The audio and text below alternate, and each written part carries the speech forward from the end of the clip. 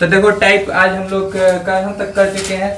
कल इससे पहले वीडियो में कितना टाइप सीख चुके हैं हम लोग, 7 टाइप सीख चुके हैं ना। तो ये टाइप 8 है और टाइप 8 में हम लोग क्या जानेंगे कि अगर कोई धन हम लेते हैं, धन यानी कि मूलधन, मूलधन को हम लोग कहते हैं प्रिंसिपल अमाउंट पी से डिनोट करते हैं। माना कोई धन पी ब्याज की दर से, देखो पी, माना कोई धन पी है जिसपे ब्याज की दर लगना है आर। कितना लगना है? आर। टी समय बाद वह n गुना हो जाता है। टी समय बाद क्या हो जाता है? n गुना हो जाता है। तो ध्यान समझना, मिश्रधन जो है मूलधन का, कभी कभी बोलता है ना, मिश्रधन जो है मूलधन का दुगुना हो जाता है, तिगुना हो जाता है, चौगुना हो जाता है, 5 गुना हो जाता है। इस प्रकार का बात अगर आए तो उस स्थिति में हम क्वेश्चन को कैसे सॉल्व करेंगे। तो उसके लिए हम लोगों को एक फॉर्मूला, देखो यहाँ पर हम लोगों के पास है कि देखो मिश्रधन यानी कि अमाउंट जो है वह बराबर है एन पी। एन डिनोट कर रहा है क्या चीज? गुना, इतना गुना वृद्धि हुआ, तो एन गुना वृद्धि हुआ। पी डिनोट कर रहा है किसको? प्रिंसिपल अमाउंट को। तो ए बराबर होता है एन पी। ए मतलब होता है मिश्रधन। क्या होता है? मिश्रधन। और ए मतलब होता है, पी मतलब होता है प्रिंसिपल अमाउंट यानी कि मूलधन, मूल राशि। ठीक है। तो अब बताओ, मूलधन हमेशा क्या होता है? कम होता है ना मिश्रधन से। तो मूलधन में हम गुना करेंगे ना इनसे, तब जाके मिश्रधन के बराबर पूरेगा। तो हम लोग एक फॉर्मूला पढ़े थे, जब मिश्रधन पता हो तो उस स्थिति में मूलधन के लिए सूत्र हम लोग जाने थे कि मूलधन बराबर क्या होता है? फॉर्मूला मिश्रधन गुने 100, मिश्रधन गुने 100 बटा 100 प्लस दर गुने समय। तो ध्यान समझना, मूलधन को हम कहते हैं प्रिंसिपल अमाउंट, तो पी बराबर क्या बोला जा सकता है? मिश्रधन को कहते हैं अमाउंट गुने 100 बट्टा 100 प्लस दर को रेट कहते हैं आर और समय को टी कहते हैं टी। हमने देखा यहाँ पर ए बराबर क्या हो जाता है? एनपी। तो हम लोगों को इससे एक फॉर्मूला जनरेट करना होगा कि ए बराबर क्या हो सकता है फॉर्मूला। तो पी बराबर, तो ये मेरा फॉर्मूला निकल के आया, लेकिन ए बराबर क्या निकलेगा फॉर्मूला? ध्यान से समझना, यहाँ पे इसके नीचे कुछ नहीं, मतलब है एक क्रॉस मल्टीप्लीकेशन किया जा रहा है, तो आ जा रहा है यहाँ से पी गुने 100। देखो इसको इससे गुना करेंगे, इसको इससे, तो पी गुने 100 plus R T, rate multiply time. ठीक है। ए गुने 1 करेंगे तो ए गुने 100 ही आएगा। हमें अमाउंट के लिए फॉर्मूला निकालना है, तो देखो क्या निकल गएगा? P into 100 plus R T, जो सट्टा 100 बट्टा में आ गया 100 बराबर अमाउंट। तो अमाउंट के लिए फॉर्मूला निकल गया कि ए बराबर क्या हो सकता है formula? P into 100 plus R T बट्टा 100 बट्टा 100। ठीक है, नोट करो। बराबर है एनपी। ए बराबर किसके है? एनपी के, यानी कि मिश्रधन जो होता है, अमाउंट जो होता है, टी समय बाद प्रिंसिपल अमाउंट का n गुना हो जाता है। तो यहाँ पर a बराबर है np। हमने a बराबर फॉर्मूला क्या निकाला? यही निकाला, a बराबर निकाला हमने फॉर्मूला कि p into 100 plus R D बट्टा 100। तो यहाँ देखो, चूंकि a बराबर किसके है? np के है, तो हम क्या पुट कर सकते हैं? ध्यान समझना, a बराबर किसके? np के। तो a की जगह पर देखो, a की जगह पर क्या बोल सकते हैं कि np जो होगा वह बराबर हो जाएगा किसके? तो p into 100 plus R T बट्टा 100 के। कोई दिक्कत? लिख सकते हैं ना। अब देखो यहाँ से p से p हो जाता है कैंसिल, तो n बराबर मेरा क्या निकल के आ जाता है? 100 प्लस आर टी बट्टा 100। कोई दिक्कत? यहाँ से क्रॉस मल्टीप्लिकेशन करें तो 100n बराबर आ जाएगा 100 प्लस आर टी। क्लियर है?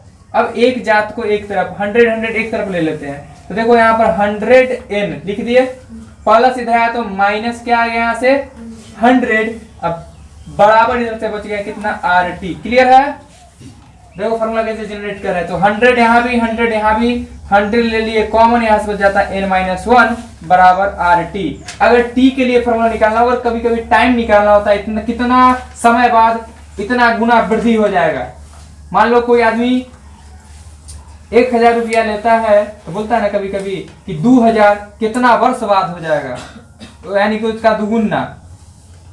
कब हो जाएगा, तो उस स्थिति में टाइम निकालना पड़ेगा। तो देखो टाइम के लिए अगर फॉर्मूला निकाले तो टी को रोक के रखे तो आर जो था मल्टीप्लाई में चल जाएगा इसके डिवाइड में, तो लिख देंगे 100 इंटू एन माइनस 1 बट्टा आर। एक ये फॉर्मूला बन सकता है नहीं, या एक फॉर्मूला बन सकता है अगर हम आर को ही रोक ले तो क्या लिखेंगे 100 इंटू एन माइनस 1 बट्टा में टी।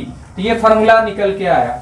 एक दो क्वेश्चन हम करेंगे इस पे, तब तक यहाँ तक नोट कर लो। रिलेटेड क्वेश्चन हम एक लिखे हैं कि कोई धन 15 वर्ष में साधारण ब्याज की दर से अपने का 2 गुना हो जाता है 15 वर्ष बाद। देखो 15 वर्ष बाद यानी कि हम लोग को पता है यहाँ पे समय, क्या पता है, समय पता है। बहुत मजा आ गया कि टाइम हमें पता है, कितना वर्ष है 15 वर्ष, समय हमें पता है। तो बोला कोई धन है, कोई धन है, वह धन हमें पता नहीं है। तो इसको बहुत आसानी से कर सकते हैं, समय पता है, निकालना क्या है, ध्यान से देखो, ब्याज की दर निकालनी है, रेट बराबर वाट, रेट निकालना है। रेट के लिए भी फॉर्मूला हमने जनरेट किया था कि रेट बराबर क्या होता है 100 इंटू एन। तो एन मतलब होता है, समझना, एन मतलब क्या डिनोट कर रहा होता है, गुना वृद्धि, कितना गुना। एन क्या चीज को डिनोट करता है, गुना वृद्धि को, गुना को डिनोट करता है, कितना गुना बढ़ा। तो यहाँ पर क्वेश्चन में देखो कितना गुना, 2 गुना, तो एन की जगह पर क्या हो जाएगा 2 माइनस 1 बट्टा में है क्या फॉर्मूला टी। कितना इजी क्वेश्चन था, बट्टा में समय, तो समय कितना है 15। तो देखो रेट बराबर 2 में से 1 गया तो 100 बट्टा 15। अब देखो कट रहा है ना, 5 से कट जाएगा, ये 5 से कट जाएगा, क्या 5 से कट जाएगा, 5 10 20, अब 5 से 5 किया 15। तो रेट जो मेरा निकल के आया 20/3% होगा, यही मेरा आंसर होगा। समझ में आ गया होगा। तो नेक्स्ट क्वेश्चन हम लोग एक और देखेंगे, उसमें निकालना सीखेंगे क्या चीज, टाइम। क्या निकालना सीखेंगे, टाइम। यहाँ पर क्या निकालना सीखे थे, रेट। तो अगला में हम सीखेंगे निकालना टाइम, तो ये नोट करेगा। नेक्स्ट क्वेश्चन बता रहे हैं, क्वेश्चन में हम लोगों को निकालना है समय। क्या है क्वेश्चन की, एक धन 10% वार्षिक साधारण ब्याज की दर से, 10% क्या है इसका रेट है, हम लोगों को पता 10% रेट है। अब देखो साधारण ब्याज की दर से कितने वर्ष में, कितने समय बाद 4 गुना हो जाएगा, यानी हम लोग को पता है एन कितना पता है 4, 4 गुना, ठीक है। एन क्या है 4 गुना, कितने समय बाद, तो हमें निकालना है टाइम। और टाइम बराबर फॉर्मूला क्या बोले, तो बोले थे 100 इंटू एन माइनस 1 बट्टा में रेट। तो टी बराबर 100 इंटू एन, तो एन कितना है 4 माइनस 1, रेट क्या है 10%, कितना है 10%, ठीक है। तो टी बराबर क्या हो जाएगा 100, 4 में से 1 गया तो 3 बट्टा में 10, 10 0 कैंसिल, 10 तिहाई 30। तो टाइम बराबर कितना 30 वर्ष। 30 वर्ष बाद कोई धन अपने का 4 गुना हो जाएगा। 30 वर्ष बाद क्या हो जाएगा, कोई धन अपने का 4 गुना हो जाएगा। सपोज दैट तुम आज किसी से 100 रुपया उधार लेते हो, कितना रुपया 100 रुपया, और उस पे 10% वार्षिक ब्याज लग रहा है, तो 30 वर्ष बाद वह तुम्हारा 100 रुपया नहीं रह जाएगा, 100 गुने 30, यानी कि देखो कितना 1000 रुपया हो जाएगा। 100 रुपया 3000 रुपया बन जाएगा। बहुत बेनिफिट है ना साधारण ब्याज में। अभी वार्षिक रूप से लग रहा है, न कि महीना लगता तो क्या होता अंदाज लगा लो, क्योंकि एक वर्ष में होता है 12 महीना, तो 12 बार लग जाता है एक वर्ष में 10%। लेकिन यहाँ पर वार्षिक रूप से है, इसलिए साल में लगेगा एक बार। तो 30 वर्ष बाद वह 100 रुपया 3000 रुपया बन जाएगा, ठीक है।